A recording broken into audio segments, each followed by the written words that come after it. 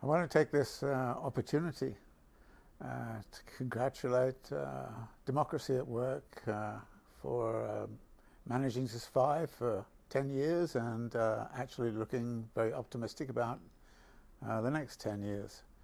This 10-year anniversary is, I think, important because these are very, very, very difficult times. For a number of reasons, the normal channels of communication have been messed up by the coronavirus, and so to have this means of reaching a larger audience and starting to communicate and think together is, I think, a great privilege for me. I teach normally at the Graduate Center of the City University of New York. My background is I come from a background in geography and anthropology, but I teach political economy and urbanization, and I want to keep those things in the front of as large an audience as possible.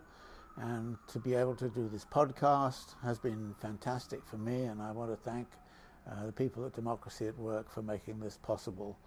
And I want to say that to the degree that I can contribute further to Democracy at Work, I'm very, very happy to do so in the coming months and hopefully coming years.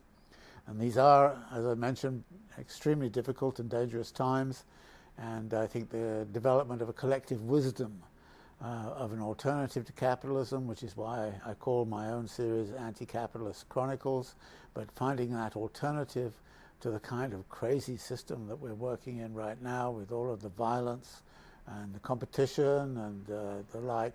This is, to me, a very important mission, and Democracy at Work is one of those institutions which has really started to home in on this idea of developing a collective understanding, a collective wisdom, and I hope contribute to collective action so that we can start to construct an alternative world in which there is some level of social justice, in which we're talking about demilitarization, we're talking about collaboration rather than competition, and this to me is a set of values that I think are being promoted through Democracy at Work. And so I'm very, very happy to be working with this, and I congratulate everybody involved in this. It's been a great, great effort so far, and we can redouble our efforts in the future.